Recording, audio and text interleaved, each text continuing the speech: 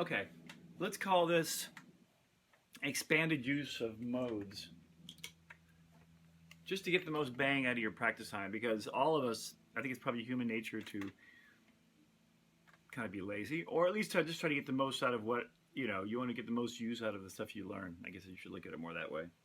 But now that we've kind of covered modes a little bit, we kind of know how modes work, here's an interesting way to practice, and an interesting way to get the most use out of your transcribing. And transcribing is where it's at. I mean, when I was a student at school, we were constantly trying to outdo each other, stealing licks. A lot of saxophone players are fun to steal from. They translate really good to guitar, and they always sound a little bit different than your cliche guitar licks. But one thing that I found was really handy was, I had a pick here someplace. I guess it's not important. Is like if I learn a lick that I know is in the key of G minor. Let's say I put on a David Sanborn record, I put on something cool and funky, and heard a lick.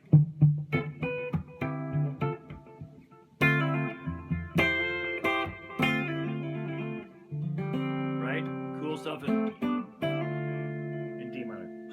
I don't know how cool that is, but it's D minor. So, say I learn a lick, and the lick is...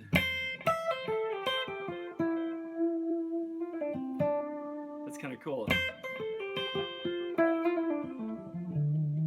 Basic part. Okay, well the first thing I want to do is I want to analyze that. I want to analyze that in the key of D minor. I know the chords and bands funking out on D minor. And I don't want to just look at it as dots on the fretboard only. I want to kind of analyze it and know what the heck it is that I'm playing. So what you should do, I think more important than really being able to say that's C and that's E, saying that's C and that's A and that's G, I think it's more important from a guitar player's perspective to think of it as the dominant 7, the 9, 5 and 4, minor third, 9 again, right?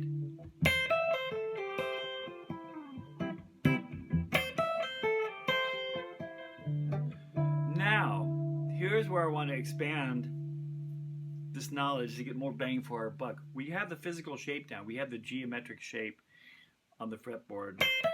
And we know that this is from a D minor. Okay.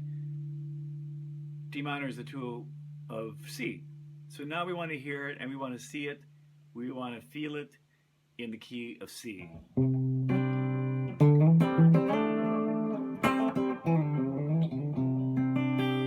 Right?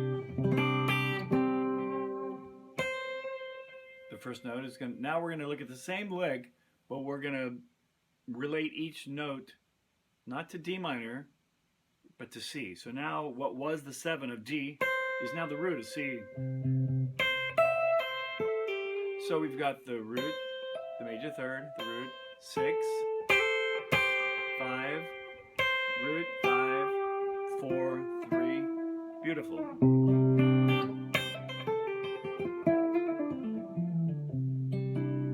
Back to D minor.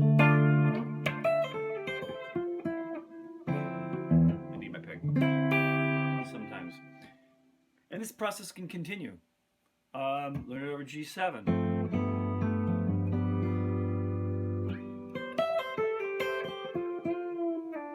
This one we might want to resolve to a chord tone because it might make it sound a little more in the chord structure. And that's one thing. I've taken this one lick and now I can use it over 3 different situations. I can use it over a dominant 7 vamp, I can use it over a minor 7 vamp, I can use it over a major 7 vamp. But the key thing is that you've got to see it in the new key. So now, if I'm looking at the same lick in the key of G, it's going to have to be 4, 6, 9, root.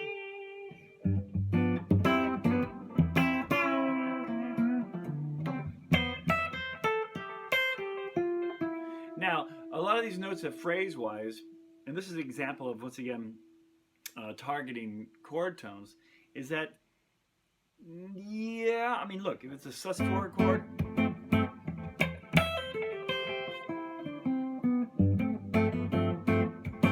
sounds great.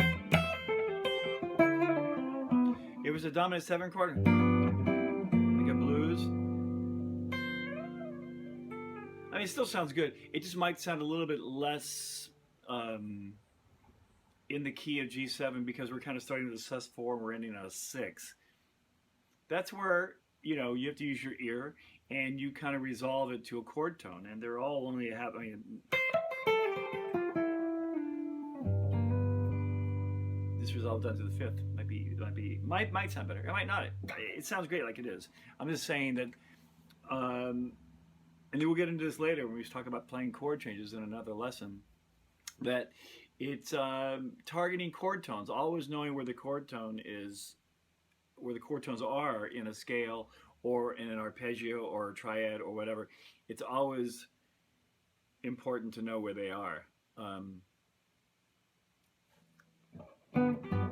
So, what have we learned today?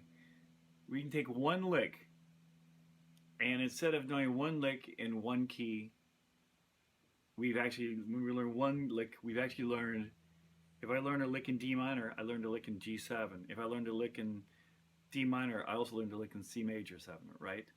It's just how you see it. So when you learn anything, whatever the lick may be,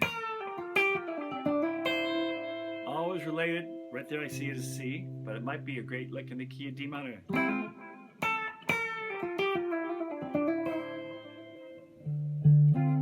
G7. So, you know, everything's perspective, but take whatever lick you learn, take it and see it in the related modal key centers. This is going to help you expand. It's going to help you learn a lot quicker.